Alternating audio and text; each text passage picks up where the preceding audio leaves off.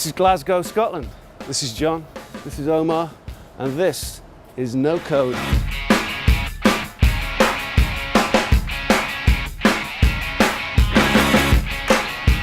How did you get from birth to No Code? Well, that's a story. We hung out as kids. Went to school together, created a band together. We done the band. I went off to work in games. You were teaching and doing lots of freelance audio stuff. We started doing game jams together. Those usually led to accidental releases that went well. So those games, was the first one? Lub versus Dub. It was the Starbucks Pick of the Week thing, which made it huge. And then we had Super Arclight, which is our first official no-code release. Which was an editor's choice. Which was editor's choice. Done well as well. That was with Channel 4. And that's what allowed us to give up all the day job. We done House Abandon. Yeah. It went viral. That plus working with Devolver, meeting Devolver, and working with them on Stories Untold while we were waiting for Observation to kind of get greenlit.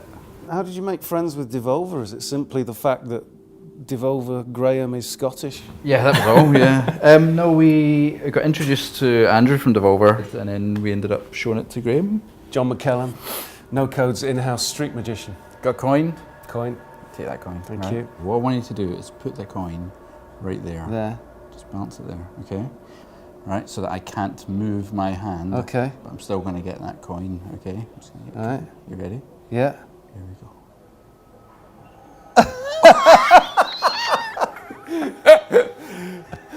Why is it called No Code?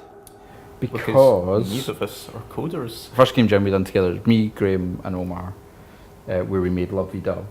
But we just wanted to do a thing, the three of us, and say, oh, can a band make a game? You know, in that kind of silly way. And we did, and at the start, it was a friend of mine, he said, who's your coder? And I was like, we don't have a coder.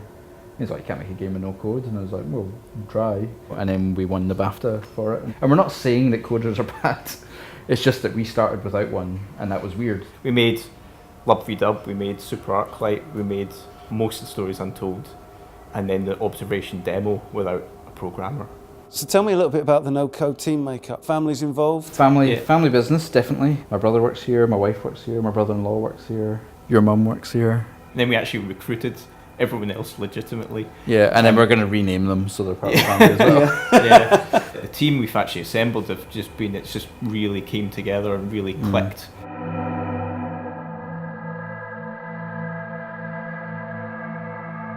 This is the entire no-code team. We've got our sort of art and design department over here, and then over the other side we've got our single programmer and QA department. We've got Oliver, who's basically ties the whole thing together. You are the programmer. Yeah. Shouldn't even be here. The code of no code. Is this what happens when programmers write things down? Absolutely impenetrable flowcharts. Yeah, definitely. Where did the genesis of Observation come from then? I had the idea of taking the concept of evil AI and saying, what would that be like from their perspective? Like when there's someone trapped behind a door and the AI have locked the door down, the person's going to die, and the other one goes, damn you, open the door, and they don't open the door.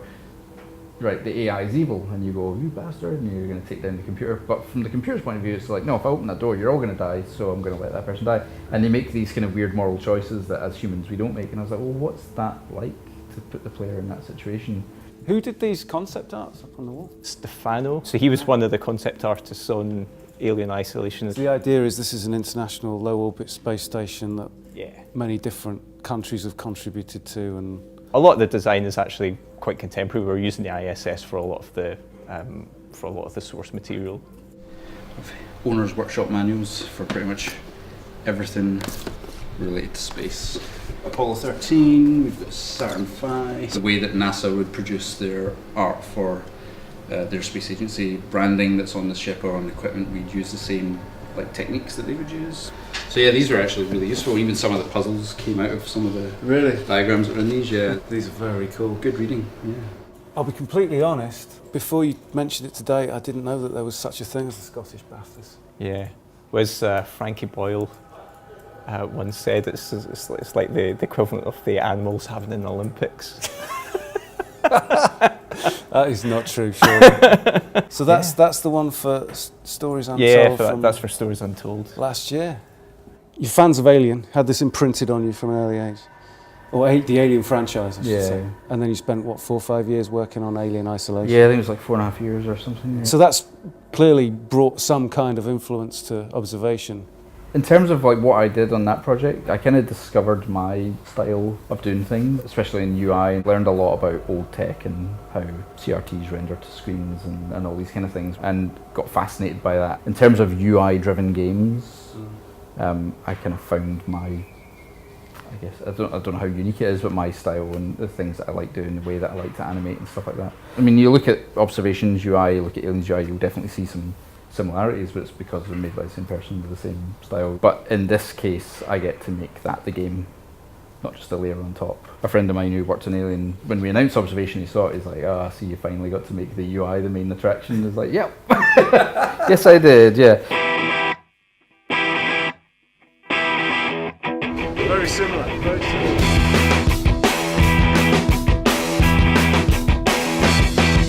You know I got what it takes. You know I have it, but I'm out of control. But can I see this through? Can I take it all the way and some more? I guess I better stop. I think it's fair to say that you have more influences from film than other games. I've seen the collection. Yeah, it's pretty epic. But yeah, just because of the sort of the narrative nature, the style of the game that it is, it actually lends a lot to kind of either like sort of kind of quite cinematic, either TV series or films. Things like 2001, Gravity, stuff like that was actually a really great reference for this game. Module 9, hull contact points to adjacent modules read true. Good, we're still connected.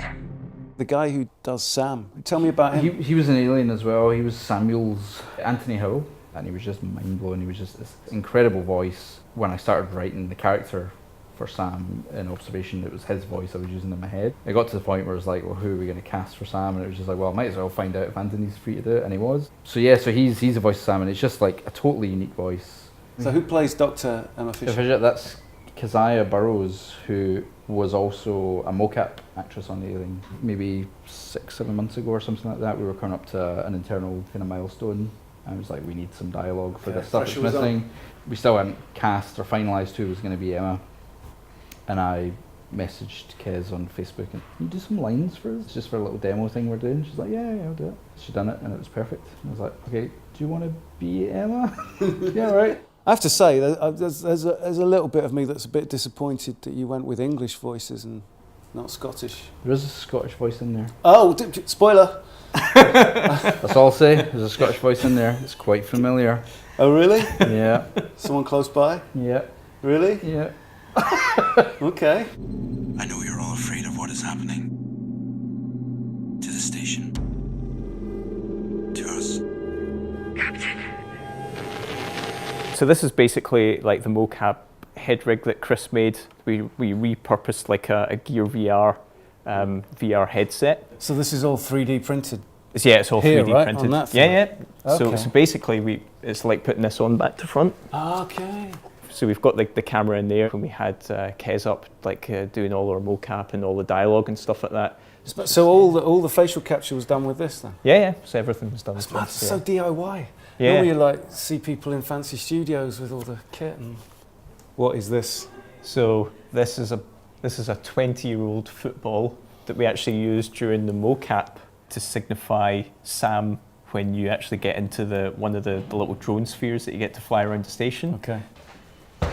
Oh, you go! Because you flipped everything around with this and put the player in the role of the evil or good AI, TBC, how did you design the puzzles so that they would be fun? Because that hasn't really been done from that point of view before. It's a weird game to make, for sure. For everything we're doing, we're trying to keep your perspective in mind and make sure like how you interact with things and the methods in which you control the game feel right. Now we have, what we call the system link system, where all the functionality in a room is accessible via one area.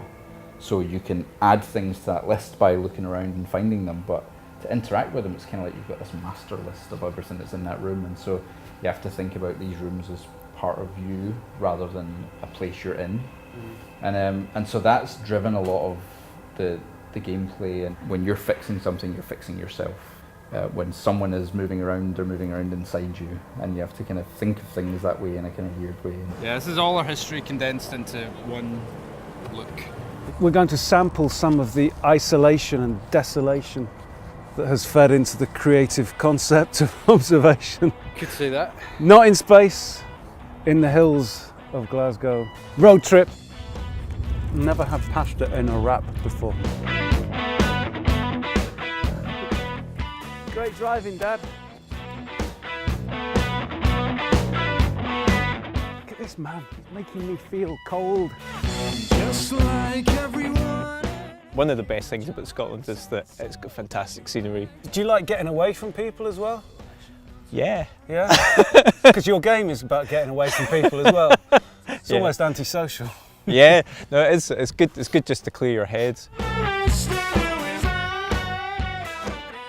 You're going for a sense of uneasiness, but you don't really call it a horror game, you're calling it more of a thriller game. Yeah, we don't want to kind of communicate what it is. It's hard because it's a little bit of an odd game in terms of what it's trying to do, and the stories that I write tend to be a bit bizarre. I don't think horror and being the environment go together that well. Like, you have control over this entire station, so you're the powerful one compared to Emma. If you were playing the game as Emma, it'd be a horror game, absolutely, because you've got this AI and these weird things happening around the station. But because you're in control of everything, it feels wrong for it to be a horror, and it's more of a thriller, and that there's a sense of unease and there's a sense of like mystery about the whole thing. So it's Glasgow, it's Monday night, so it means we have to go to the pub.